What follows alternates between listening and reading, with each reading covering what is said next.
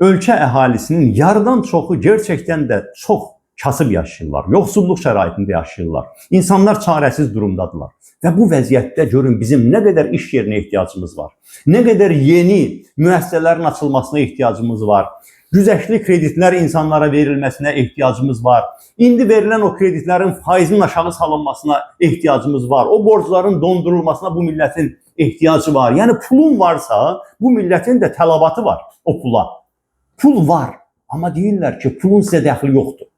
Pul var, amma bu millətin deyil o pul. Onu biz istədiyimiz kimi istifadə edəcəyik. Və bəli, sizin dediyiniz kimi bu il deməli ən böyük investisiyanı İsrailə yönəldir Azərbaycan hakimiyyəti. Milyardlıq investisiyalar gedir İtaliya və İsrailə.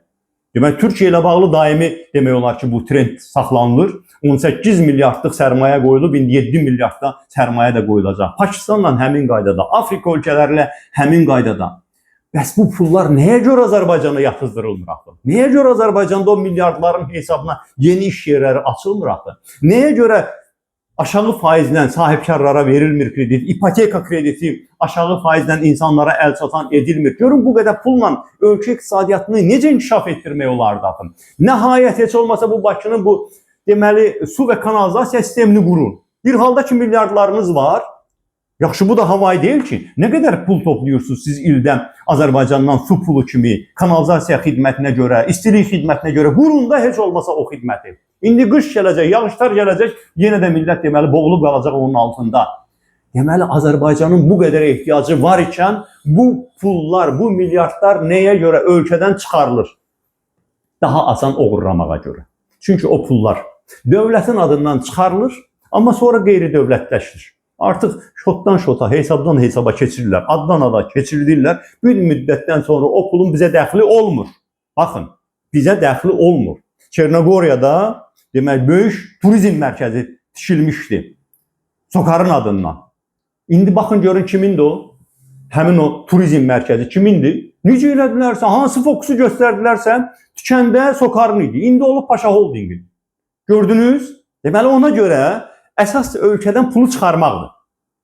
Amma sən burada axı, nə bilim, aparıb Neftçalada, Yevlaxda, Balakənddə zavod tiksən, onu belinə alıb apara bilmərsən ki, başqa bir yerə. Amma sən bunu aparıb Dubayda tiksən, artıq sadəcə adları dəyişəcəksən, hesabdan hesaba.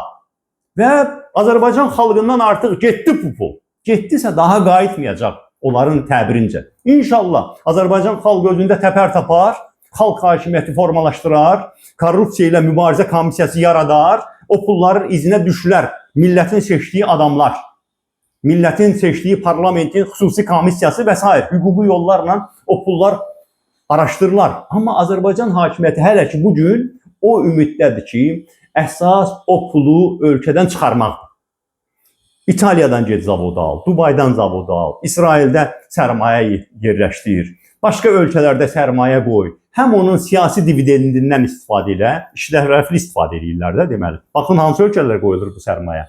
Həm həmin ölkələrlə deməli millətin pulu hesabına xüsusi eksklüziv münasibətlər, siyasi dəstək təmin edirlər özlərinə. O pulu qoyduqlarına görə pul hamıya lazımdır. Pul hamıya lazımdır. Ona görə də Pakistana milyardları yönəldəcəksən, Pakistan sənə minnətdar olacaq. İsrailə yönəldəcəksən sən milyardları, İsrail də səni müdafiə edəcək. Başqa ölkələrə də həmin qaydadır. İtaliyaya yönəldəcəksən, İtaliyadan neftlərimə zavodu alacaqsan, məmnun olacaq ki, mənim iqtisadiyyatıma bu qədər neçə milyard sən pul qoydun. Deməli, bunu həm çeviriblər rejimin lobbişinə, buradan bir qazanırlar. Sadəcə o pulu o ölkənin iqtisadiyyatına yatızdırdıqları üçün. Amma o ölkələrdə bu birbaşa rüşvət kimi onlar qəbullənmirlər. Onun, məsələn, İtaliyanın zavoddur, onun mülkiyyətçinin kim olmağı İtaliyanın baş nazirinə çox böyük isti soyuğu yoxdur onun. Onun olmayacaq o. Amma sonradan deməli, üstəlik də həmin o obyektləri hesabdan hesaba keçirdib ikinci dəfə qazanacaqlar. Deməli, ona görə də baxın, Azərbaycandan pulları çıxardırlar, dövlət səviyyəsində çıxardılar. Elə vəziyyət yaradıblar ki, özəl kimin pulu var o da çıxardır. Baxın, hansısa bir formadasa ötən illərdə toplamışdı, obyekt almışdı, nə bilim villası vardı, evi vardı, satırlar, çıxırlar ölkədən. Heç başqa yerə getməyə imkanı olmayan gedir Gürcüstanda bir iş açır, Türkiyədə bir iş açır. Həmin o odun alovun içində olan Ukraynaya gedirlər. Dəhşətdir bu. bütövlükdə bütün ərazisi raket hücumuna məruz qalan Ukraynaya insanlar üst tuturlar, bu ölkədə isə pul qazana bilmirlər.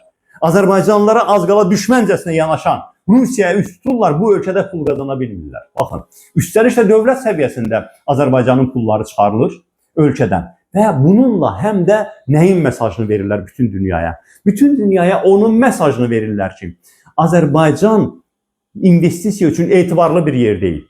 Nə əlverişli deyil, nə etibarlı deyil. Dünyanın aldığı mesaj budur. Ona görə də ötən il, bir ilin ərzində ölkəyə gələn xarici sərmayələr 24% azalır. Bir ilin ərzində.